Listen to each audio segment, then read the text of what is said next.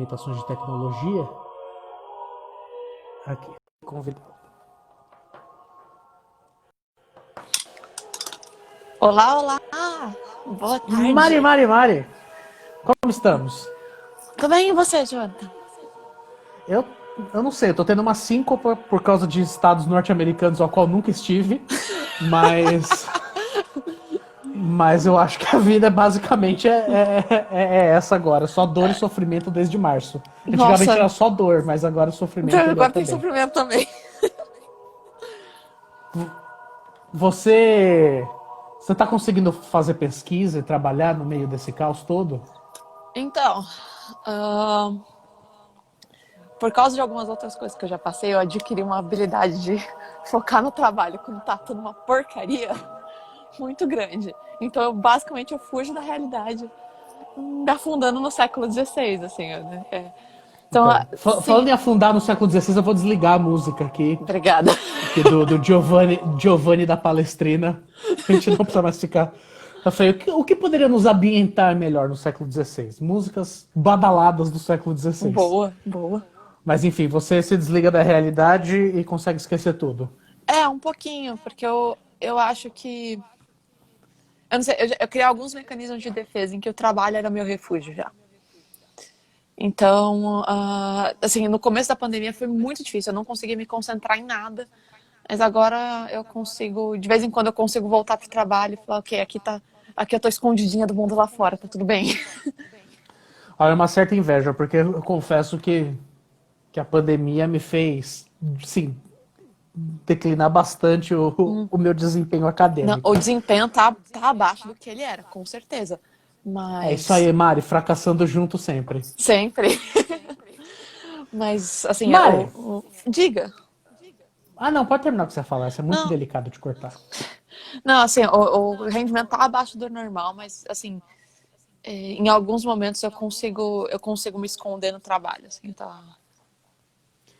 É, mas isso é uma derrota nova todo dia, alimentando tudo. Desde O 2014, importante é, desde 2014 todo dia um 7-1 diferente, né?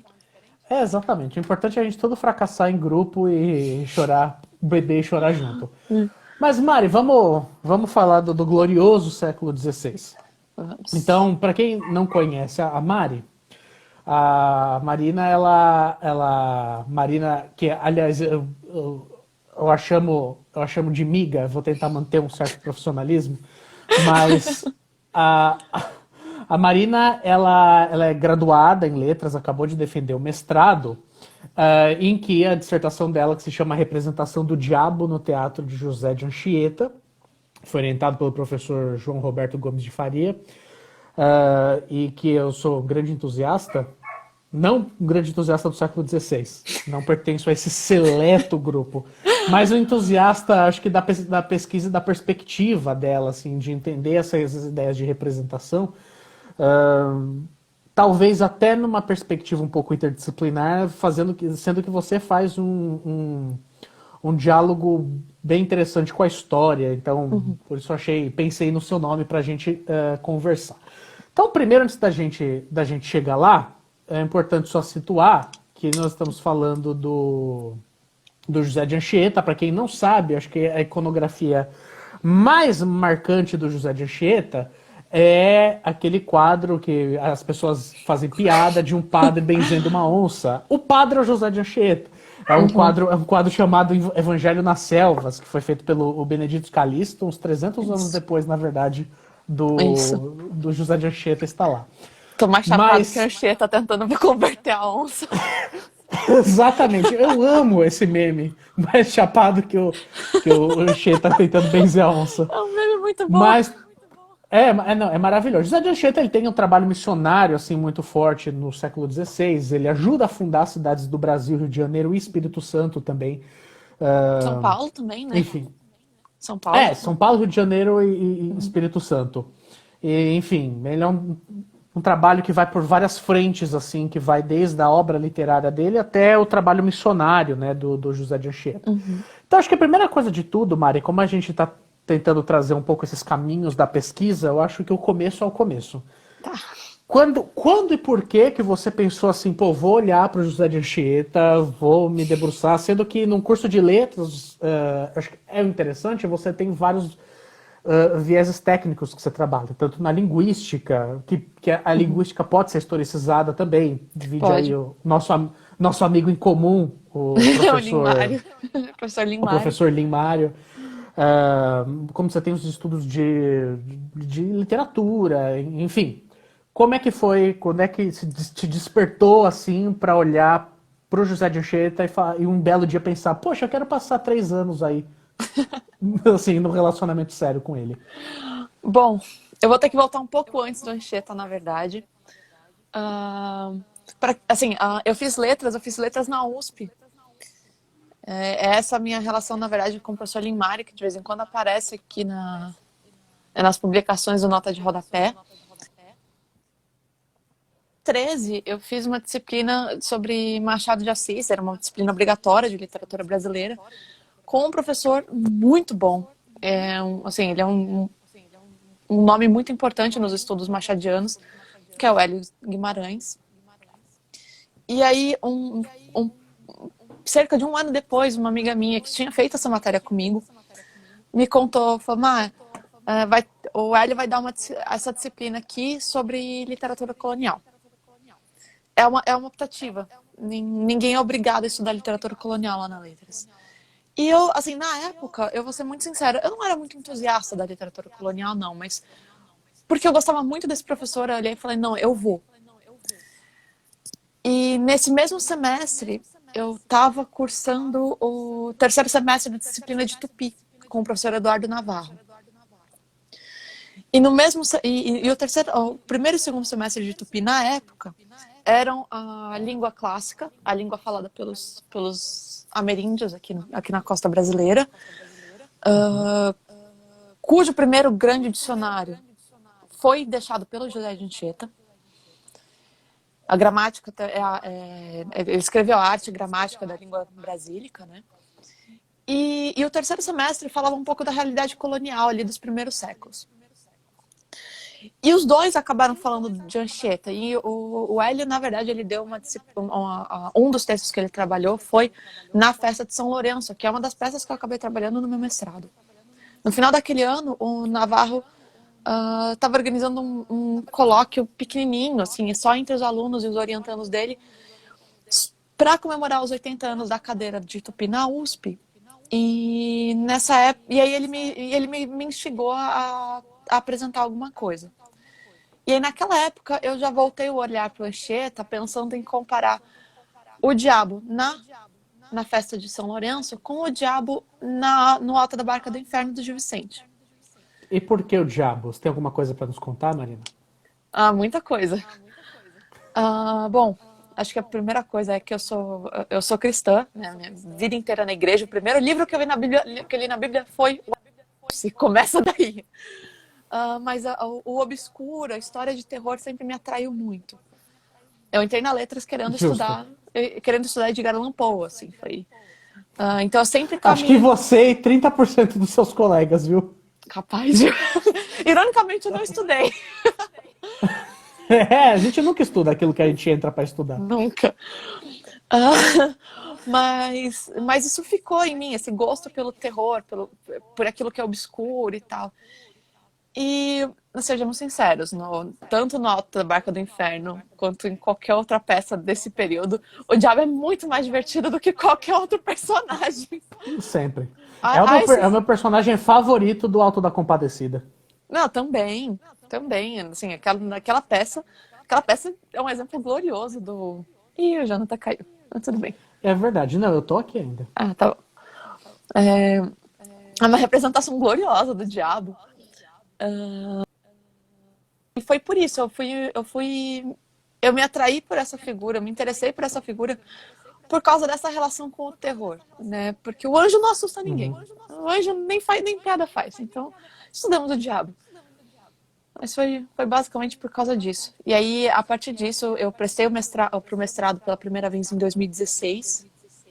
Não passei, e isso eu gosto muito, mistifica muito a academia. Assim, não é todo mundo que está na academia que deu certo de primeira, gente. A gente toma na cara, é um tapa atrás do outro. Mas dá certo. E o que não significa que, na verdade, você tem uma pesquisa que não é válida, uma pesquisa ruim. Não. Às vezes é muito subjetivo o motivo que te leva a não conseguir entrar num Na processo época, de pós-graduação. na época, o que aconteceu foi que, assim, eu não estava pronta, eu não tinha lido o suficiente, eu não tinha maturidade o suficiente.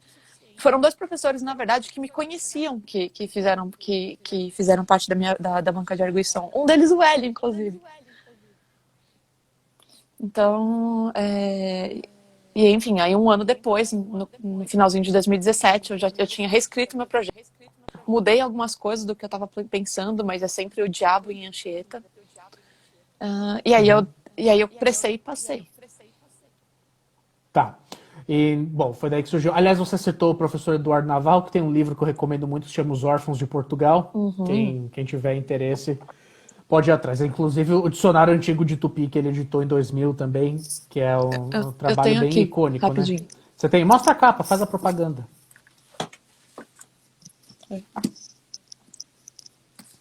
É esse aqui, ó. Isso.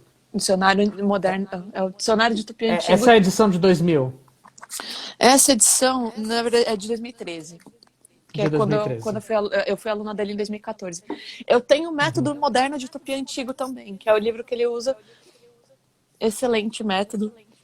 E eu adoro o jogo de palavras, método moderno de Tupi antigo. Mas enfim, você então, quando foi aprovada, vamos entrar um pouco mais nesse campo da pesquisa, já que a gente já sabe de onde veio o seu interesse. Você teve que partir de fontes, né? Que acho que é uma Foi. coisa em comum que a gente tem da literatura com o trabalho da história, que é você se basear em fontes, e o seu, no caso, foram os escritos do José de Anchieta. Como é que foi chegar nesses escritos? Por que esses escritos? E, enfim, me fala desse primeiro contato com fonte. Bom, eu vou até. Peraí, com licença, que eu vou ter que pegar mais coisas.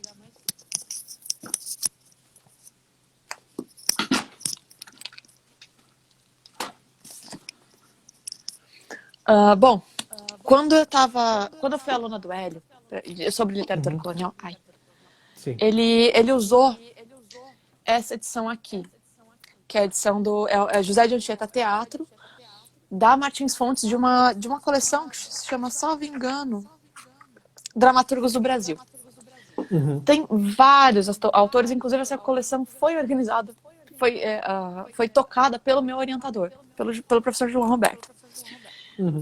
Nesse livro, o Navarro traz duas peças, que é na festa de São Lourenço e o Na Aldeia de Guaraparim, que é uma das outras peças que eu estudei. Eu estudei 3 peças, essas duas e na Vila de Vitória.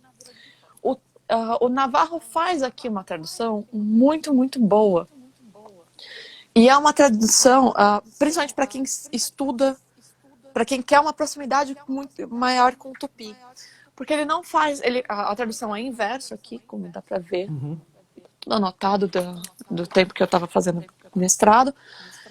Mas ele não se preocupa com uma estrutura linguística, uma estrutura sintática do português. Ele não se preocupa com a poética portuguesa. Ele se preocupa em entender o que estava escrito em Tupi e por que estava escrito daquele jeito. Então, ele faz algumas construções que são muito estranhas para o ouvido nativo em português. Por exemplo, ele quer me matar. Deixa eu ver se. Bom, enfim, usando, por exemplo, o gerúndio, né, o NDO, estou fazendo. Ele usa o Tupi usa muito o gerúndio para estabelecer finalidade. Então, persegue-me, levando-me ao inferno. Não é uma ideia necessariamente aí de concomitância, é uma ideia de finalidade. E o Navarro, ele baseia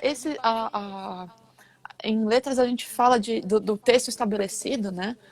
O texto que o Navarro usou como base foi o estabelecido pela Maria de Lourdes de Paula Martins, nesta edição aqui, linda, um catatauzão, com quase toda a obra do Anchieta.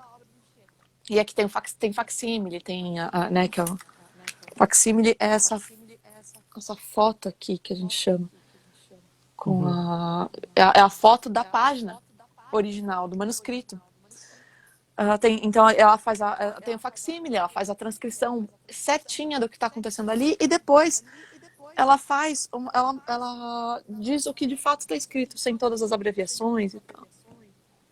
Só que ela não traduz, né? O trabalho dela é de estabelecimento de texto.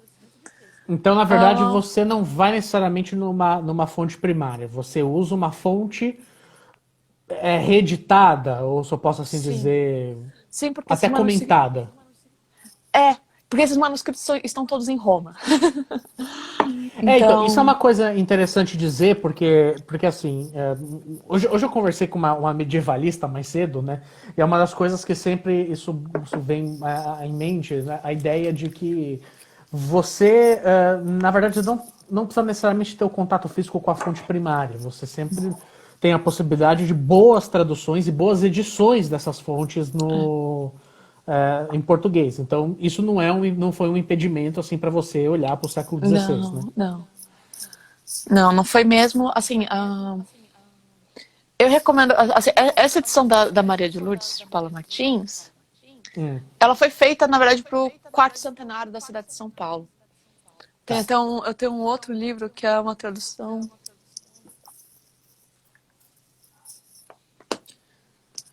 Tudo da festa de São Lourenço, né, a peça mais conhecida dele, que é uma tradução do Guilherme de Almeida, que também foi lançada na mesma época, tanto que a capa segue essa daqui tá mais judiadinha, só que foi um presente de um amigo meu quando eu passei no mestrado. É a mesma capa, é a mesma coleção e tal. Eu sinto que essas edições, essa edição da Martins, ela é muito específica para quem quer o texto do Anchieta, né? Então, assim, para quem está só interessado em ler ou para aquele primeiro contato, eu acho que vale muito a pena a gente procurar uma boa tradução, uma boa edição modernizada. Porque a gente precisa começar o contato com o texto em algum lugar. Se você vai direto naquela bucha de ler o texto no original ou com todas esses obstáculos de uma edição tão fiel quanto a da Maria de Lourdes de Paula Martins, acaba complicando muito o trabalho. E eu defendo muito que o trabalho do texto, o primeiro contato com o texto seja gostoso. Tem que ser gostoso, porque senão a gente não vai ter paixão para estudar aquilo. E olhando assim para uma questão voltada mais para pesquisa no âmbito do teatro, como é que está isso no contexto geral? Assim, você encontra o mercado editorial, ele contempla bem essas transcrições e traduções das peças teatrais anteriores ao século XIX? Porque acho que o século XIX que você tem aliás, o teu ex-orientador, o professor João Roberto Faria, ele é um grande especialista do século XIX, né? Como é que é o mercado editorial em relação a isso? A gente tem um acervo bom traduzido à nossa mão, assim, do teatro anterior ao século XIX no Brasil? Para alguns textos, sim.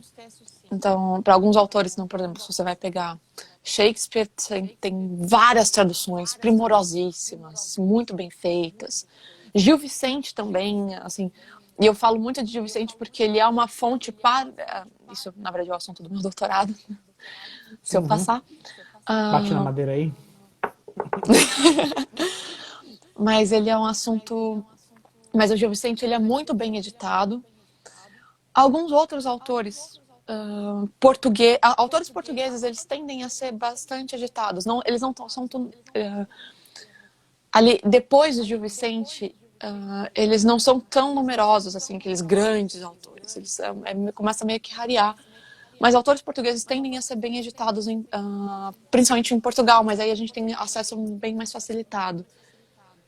E tem bastante PDF na internet, a verdade é essa. Assim. Então, para primeiro contato, é muito fácil você achar um bom PDF na internet. Aí depois, quando você começa a se envolver mais com o texto, cabe procurar uma edição mais consistente ou procurar uma edição física.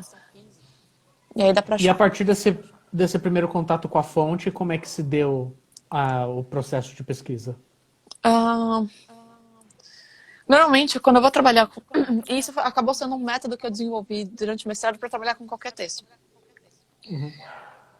Quando eu começo a ter contato com algum texto, eu leio o texto eu já começo a procurar o que me instiga. O que eu quero perguntar para aquele texto? Porque eu acho que assim, um bom jeito de definir o que é o pesquisador, o que é o ofício do pesquisador, o pesquisador é um curioso por profissão.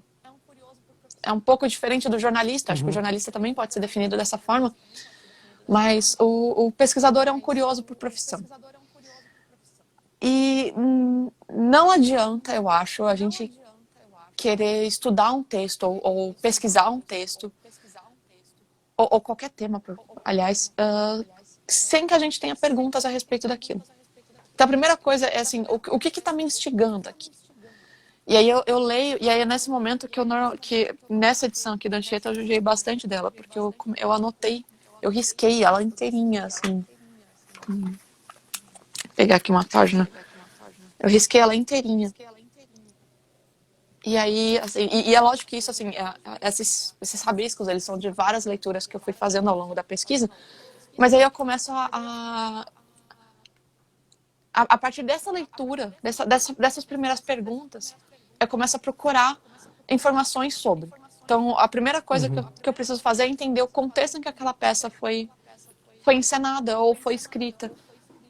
Porque nem sempre, falando de teatro, esses dois momentos nem sempre coincidem, né? Às vezes uma peça... E isso influencia numa perspectiva das letras, da literatura, de pensar em representação? O texto em si não, a cultura escrita material, a materialidade do Uhum. texto em si não basta. Você precisa ter relatos de interpretação. Uh, quando possível, sim, porque é diferente do romance, ou do conto, ou de poesia, em que elas são compostas de uma determinada maneira. O texto teatral ele é necessariamente escrito pensando na cena. Uhum. Então, sim, no caso do Anchieta isso fica meio difícil porque esses relatos são raros. São muito difíceis de achar. Mas, sim, é importante entender. Você não consegue... a representação é parte importante da circunstância do texto teatral. Na maioria dos casos, né? Porque, como eu falei, o momento de escrita e o momento de encenação nem sempre coincidem. Você tem peças como, por exemplo, o Rei da Vela. O Rei da Vela foi encenado muito tempo depois de ter sido escrito. E nesse caso, se você está estudando o texto, a representação não é tão... Já não é mais a mesma circunstância, sabe? E como funcionou isso para você na tua pesquisa? Eu demorei bastante para achar, assim, tem... Bom, eu não vou pegar agora. Tem uma outra edição. Eu vou pegar assim, peraí. Uma reunião que é eternamente a Marina indo buscar livros. Tem este livro aqui, que é o Teatro de José de Anchieta. Ele é organizado por um cara que também foi padre jesuíta. Que é interessante, que é o padre Armando Cardoso. O Armando Cardoso, ele faz uma tradução das peças do Anchieta. Não é uma tradução em que eu confie tanto quanto eu confio na do Navarro, apesar de também ser boa. Ele também foi feita com muito carinho. Esse livro aqui é de 1977, salvo engano. Uhum. Nesse livro, ele escreve muito, assim, ele estrutura da seguinte maneira. Ele faz análise do auto, da encenação, do contexto, o que estava acontecendo, ele faz tudo isso. É um livro muito bom para ter uma certa noção do contexto da peça do Anchieta. E quando tem informação sobre a encenação, pode ter certeza que ela está aqui. Ele Uhum. tem toda a obra teatral do Anchieta aqui, que são 12 peças, né? Não são nem tantas peças assim, mas ele tem ela inteirinha aqui, transcrita, traduzida. Quando você tem trechos em tupi, ele coloca o tupi e o português lado a lado. Uhum. E aí ele dá esse contexto. Então, e aí, logo antes do texto teatral... Bom, tem aqui uma... Aqui, ó, logo antes do texto teatral, ele dá o lugar da peça, a data aproximada de encenação, quais são os cenários usados, ele dá uma lista de personagens, ele dá um resumo do tema e do que acontece em cada ato. Uhum. Então é uma edição bem cuidadinha, assim, ela, do ponto de vista de análise, de contexto, sabe? Então essa foi uma fonte, foi uma das primeiras fontes às quais eu recorri. Qual é a data de quando que é essa fonte? Então, o livro é de 1977, eu acho. Deixa eu ver aqui. 77. Esse livro aqui acredito, ele é da Edições Loyola, mas eu acredito que ele não seja mais editado. Isso aqui a gente encontra em sebo. Para trabalhar com teatro antigo, ou qualquer literatura que não seja contemporânea, na verdade, você encontra muita coisa em sebo. Muita coisa. E quando a gente está falando em relação à metodologia, como que você então vai olhar para essa fonte? Como é que você vai trabalhar com essa fonte e a partir de qual método que você vai se guiar para desenvolver a pesquisa?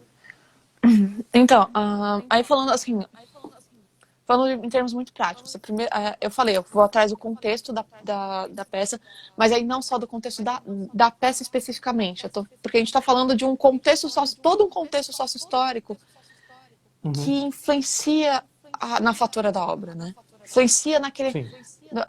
Quando o autor pega a pena, o que está passando pela cabeça dele? A gente não se interessa tanto pelo que o autor estava pensando, pelo que ele quis dizer, mas a gente tem que estar atento ao que estava influenciando o autor no momento em que ele escreveu a peça, porque senão a gente corre o risco de querer injetar a nossa visão de século XXI numa peça do século XVI. E isso não dá para fazer. Isso acaba poluindo muito a nossa análise. Então, assim, entender o contexto histórico, entender, assim, porque por enquanto, assim, eu fiz perguntas para o texto, mas ainda não está no momento de eu procurar as respostas. Então, o que é interessante, porque num processo de se fazer uma pesquisa em história, eu acho que antes eu procuraria muita coisa antes de começar a ler o texto, assim. Eu já ia buscar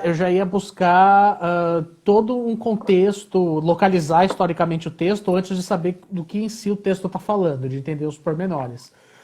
E você, na verdade, você parte mais de dentro do texto para fora.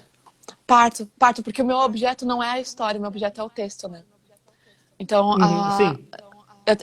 A pesquisa, e eu acho que nesse ponto, eu tive uma professora na graduação, a Maria Elisa Sevasco. Ela dizia que assim, a literatura, a arte de maneira geral, mas a literatura porque era o nosso objeto ali, é uma coisa incrível, porque ela elucida muito de um contexto, de um momento histórico. Mas se a gente olhar para ela como uma ilustração, então a gente perdeu o foco no texto. E considerando que pra gente, é lógico que você não vai fazer, pode ser que você faça, mas assim, uma análise unicamente formal, quer dizer, porque é escrito em versos assim, as estrofes são assado. Isso não é o mais importante, mas isso é importante também, porque isso é sinal do momento artístico em que o texto está inserido. Porque tudo isso é um contexto histórico, é um contexto artístico, é um contexto inclusive ideológico, né? A gente tem que entender tudo isso. Tá. Mas como é que você então se apropria da história para pensar um trabalho literário? Essa é uma pergunta que eu faço, ela é provocativa mesmo?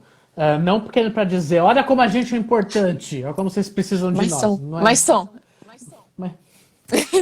Então, mas o meu ponto é, como é que você instrumentaliza isso? Porque eu adoro usar literatura para pensar história.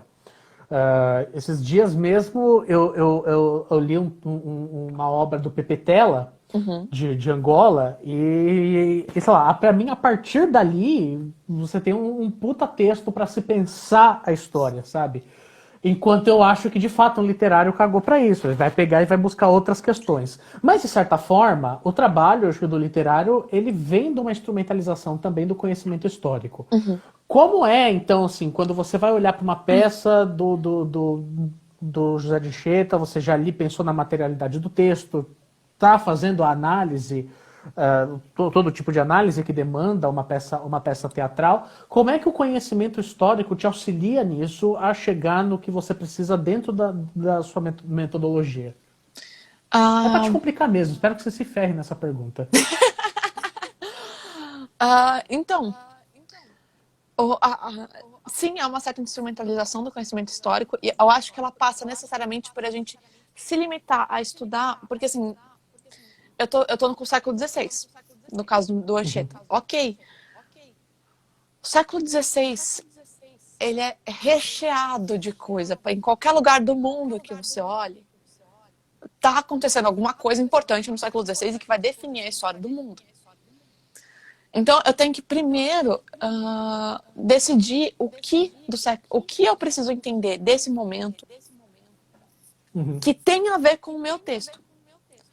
Então, para o meu mestrado, eu precisei entender o que estava acontecendo em Portugal no século XVI, Uhum. até um pouco depois da chegada do Anchieta. Em alguns momentos eu fui um pouco além e tal.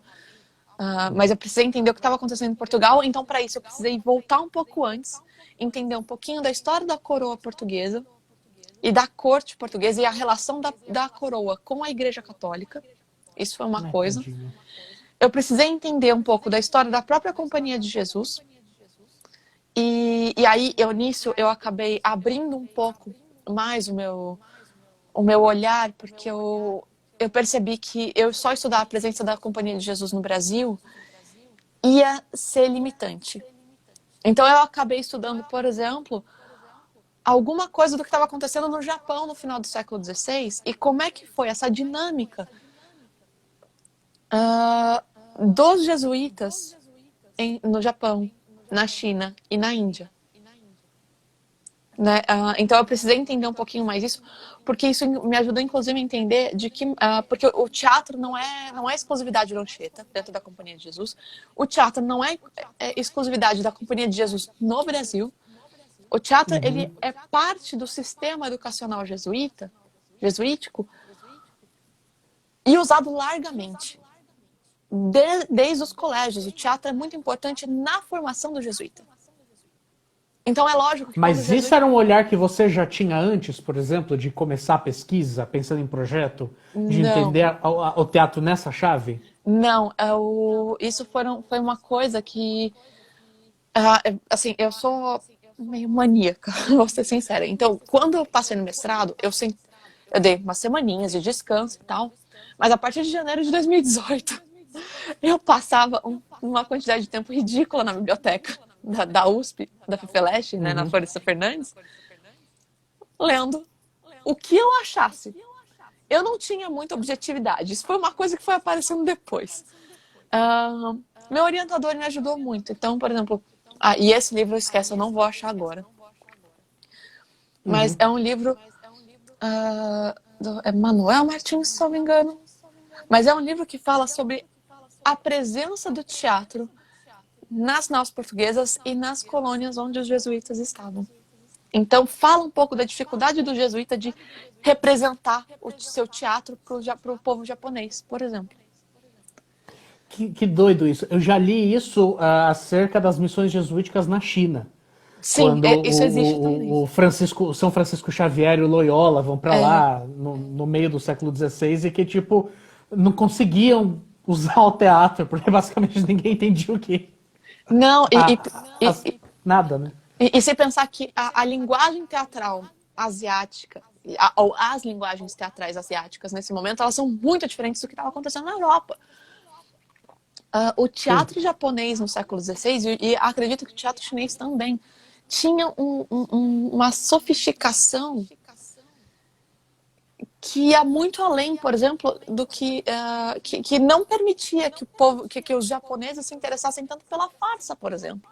A farsa, que é esse gênero teatral medieval, que basicamente caos.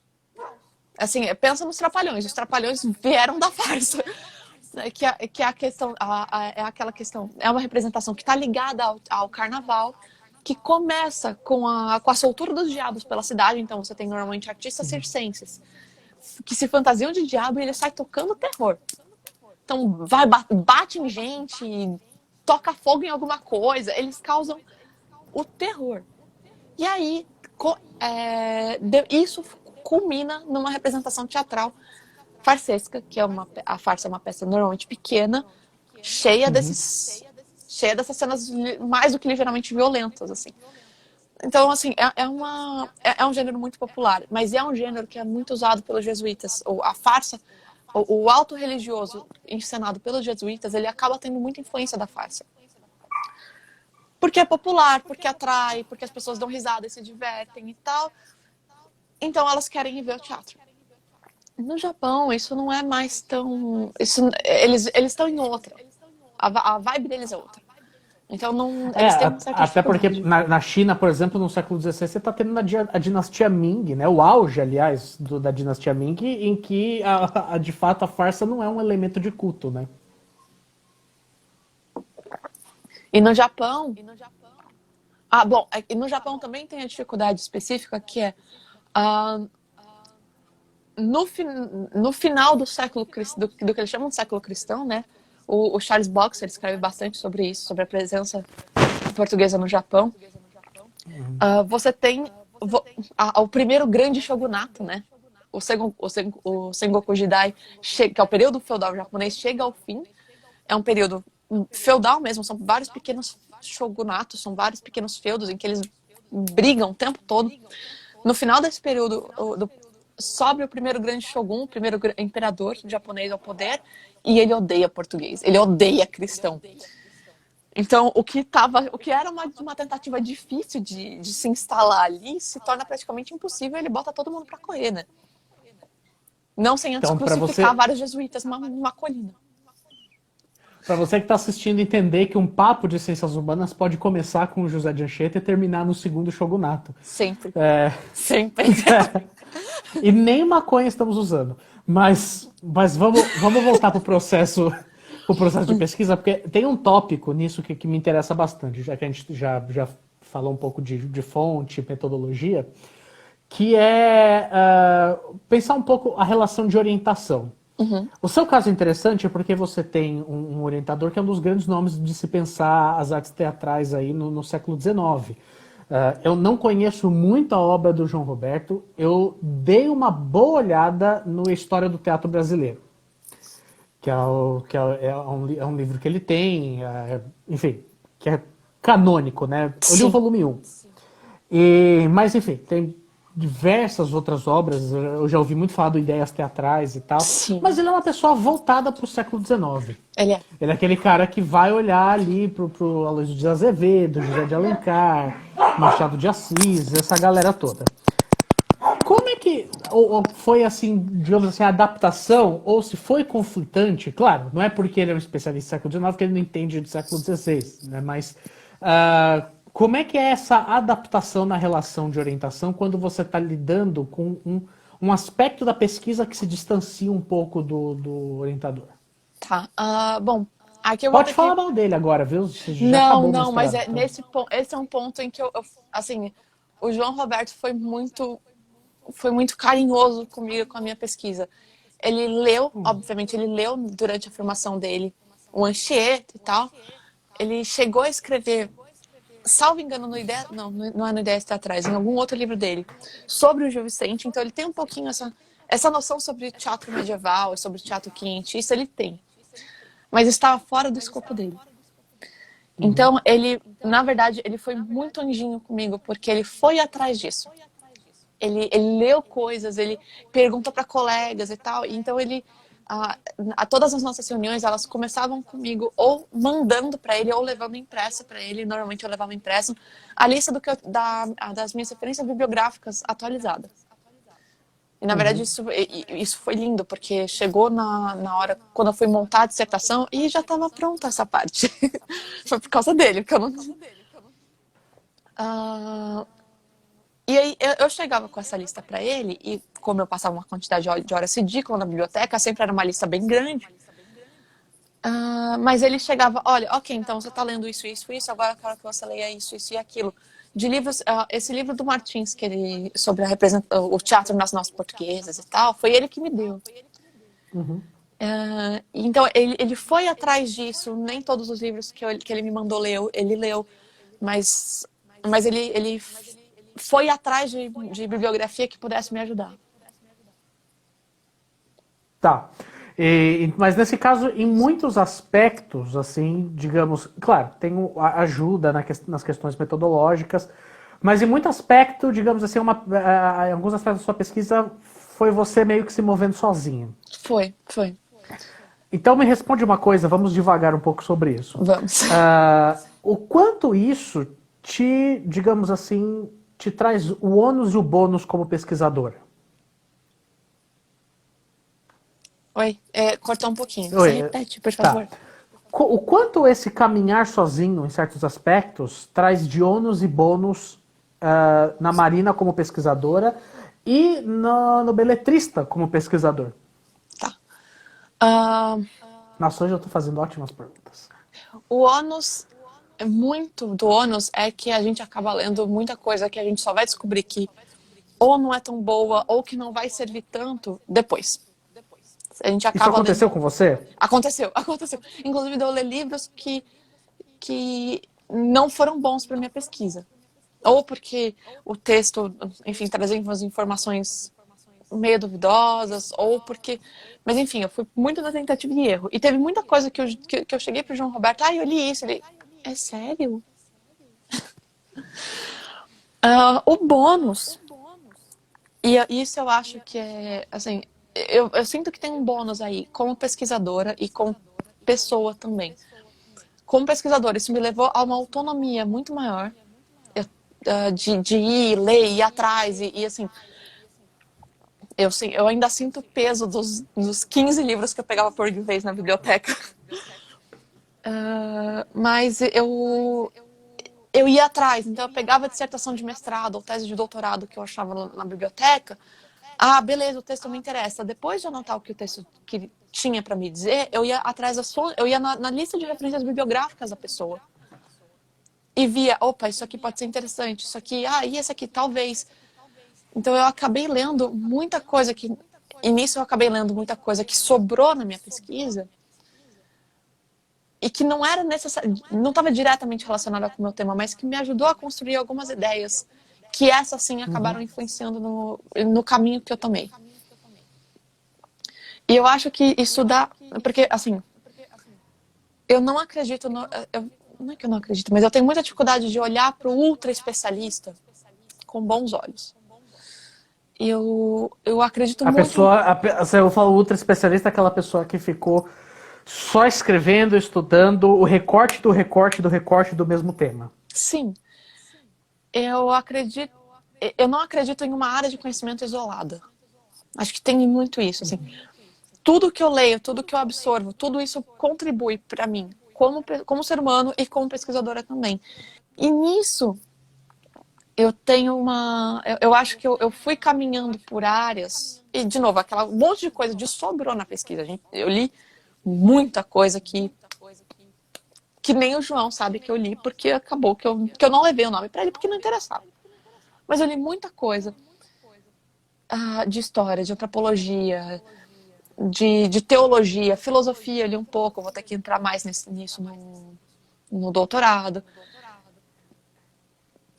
E eu fui caminhando por áreas do conhecimento que tinham muito a me oferecer. Tinha muito conhecimento ali que podia me influenciar como pesquisadora de Anchieta, mas não só, que podiam... que eu sinto que me ajudaram a definir caminhos que eu vou definir, que eu vou trilhar na minha carreira inteira. E eu sinto que foi esse passeio que eu fiz. Muita coisa, eu li muita coisa que não era tão boa, muita coisa que ficou sobrando, mas tudo isso me ajudou a crescer muito. Uhum. E quais são suas perspectivas de pesquisa? Assim, eu sei porque a gente é amigo, você já me contou, Mas compartilhe com o Brasil o que você está planejando pesquisar agora, ainda na área de teatro, e quais são as fontes que você vai olhar Muito no agora. teatro. Eu tô... Me ouviram? É, tô te ouvindo. Ok. Eu tô participando do processo processo seletivo para entrar no doutorado agora. Uhum. Em teatro ainda, mas eu não tô mais na literatura brasileira. Eu tô indo para literatura portuguesa. Eu pretendo... Explique-se. Por quê? Porque não dá para chamar José de Anchieta de literatura brasileira. Na verdade, não dá para chamar ele de literatura Eu portuguesa esqueci de também. entrar nessa polêmica com você. Mas, enfim. Mas agora você já está entrando por conta Entramos uma própria. Se hora. complica aí. Então, não dá. Ele é um espanhol. Ele é espanhol por nascimento. Ele é das Ilhas Canárias. Acho que é das Ilhas Canárias. Português de formação. A formação dele foi no Colégio de Coimbra. Colégio Jesuíta em Portugal. E boa parte... Ele veio para cá com 19 anos de idade. Então, boa parte da vida dele e toda a produção artística dele se dá no Brasil. Então, ele tá basicamente, e eu tô junto dele, se afogando no meio do Oceano Atlântico, porque ele não se encaixa em nenhum lugar. Eu sinto que ele chega mais perto de literatura portuguesa, mas se eu chamar ele de literatura portuguesa, eu excluo todo o contexto de produção dele aqui. Enfim, é uma polêmica. A minha orientadora do doutorado quer que eu defina isso. Eu sinto que eu não vou conseguir escapar dessa decisão por muito mais tempo. Mas tem isso, tem essa questão de onde é que ele tá. Ele não tá muito em lugar nenhum, na verdade. E tem uma questão de diálogo, como ele é o único autor de teatro do século XVI, e como não vai demorar muito para ter teatro no Brasil depois dele, isso que a gente tenha, né, que tenham ficado pro cânone. Então eu fico meio sozinha e eu não tenho muito com quem dialogar. Normalmente quando... e você viu isso no seminário em agosto. Normalmente eu tô... Ou me jogam na mesa de literatura colonial, só que aí eu vou conversar com gente que estuda Alvarenga Peixoto, normalmente estuda... enfim... o satirista da Bahia do século XVII. Esqueci o nome. Bom, enfim. Então, normalmente estudam esses nomes. Você exigiu demais os meus conhecimentos agora. Enfim, eu não lembro, não vou lembrar, deixa. Mas normalmente vão estudar outras coisas de momentos posteriores. E, por exemplo, para quem estuda esse satirista do século XVII, na Bahia, cujo nome eu não lembro, você está falando de um ambiente urbano já. E eu tô num ambiente, assim, do ponto de vista de estrutura social, não tem absolutamente nada a ver. Agora, se eu jogo para Portugal, o meu projeto de doutorado, eu pretendo comparar o Anchieta com o Gil Vicente, aí o campo se abre. Eu tenho muito mais com quem dialogar e muito mais gente com quem debater enfim, com quem procurar uma Você não estava relação. falando do Gregório de Matos, não? Isso, Gregório de Matos. Eu tava com o Eu Dias não Gomes tava na cabeça, mas não era. Eu não estava associando que o Gregório de Matos era baiano. Eu Ele falo, é. ela deve estar falando, ela deve estar falando do Gregório de Matos, mas o Gregório de Matos não é de São Paulo, mas não, o Gregório de Não, Matos é é baiano, baiano. né? Então, ok, desvendando, não vamos terminar essa live com isso Com na cabeça. mistério, não. Então, então assim, colocando o Anchieta em comparação com o Gil Vicente, eu sinto que agora eu tô colocando o Anchieta num contexto muito maior. E aí eu tô falando de contexto artístico mesmo, porque eu tô falando do teatro medieval português. Que tem o seu auge e talvez enfim, um professor da Universidade de Coimbra, chamado José Augusto Bernardes, diz que o Anchieta ele não começa nada, ele termina. Ele é a síntese... o José Antônio Saraiva diz isso também. Ele não começa nada, ele termina. Ele é a síntese do teatro medieval português. Então, olha só, quando eu vou para Portugal e quando eu começo a comparar ele com o Gil Vicente, eu tenho pelo menos uns 6 séculos de história do teatro aí para dialogar. Uhum. Nem todo ele documentado, não tenho todas essas peças escritas, mas de qualquer forma eu tenho os cronistas, eu tenho as reflexões teatrais da época, e eu tenho o próprio teatro do Gil Vicente resumindo tudo isso que eu preciso. E fora que eu tô falando, como eu tô falando de catolicismo aqui, eu começo a me aproximar das fontes teológicas e filosóficas do Anchieta. Eu não estou mais trabalhando aqui com o diabo, por isso que começo a falar de filosofia agora. Eu vou estudar a morte no Anchieta, no Gil Vicente. Uhum. Óbvio. Você é uma moça cristã peculiar, mas enfim. Eu sou. Mais justo. Mas é isso que eu estou procurando. Eu estou procurando relações. Eu estou procurando inserir o Anchieta em algum lugar. Justo. Você está procurando o lugar do Anchieta no mundo do século XX. Exatamente. É século XXI. Maravilha. Bom, gente... Qual que é a identidade? Ele tá há mais de 400 anos numa crise identitária, gente. Alguém precisa ajudar. Justo. Ele e a onça agradecem. Bom, gente, eu vou ter que já encaminhar aqui para encerrar o papo com a Mari, mas a sigam no Instagram. Ela dá dica de receitas veganas até leituras de literatura muito boas. E assim, acho que foi muito interessante a gente conhecer um pouco mais esse processo de pesquisa, um pouco mais longe do olhar do historiador, assim, tentar entender as questões da literatura para a história e não vice-versa. Porque é um relacionamento muito abusivo, que a gente está acostumado a usar os outros e não a ser usado. Mas vale a pena Dói, se colocar, né? Nesse... Eu acho ótimo, ser usado é uma delícia, que é isso. Então eu estou falando no ambiente científico acadêmico, por favor.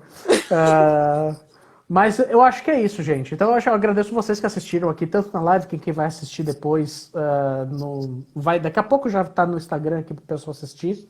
A menos que o San Antônio Palestrino, que estava tocando no começo da live, saia do inferno para vir cobrar direitos autorais e derrubar lá o vídeo. Aí complica.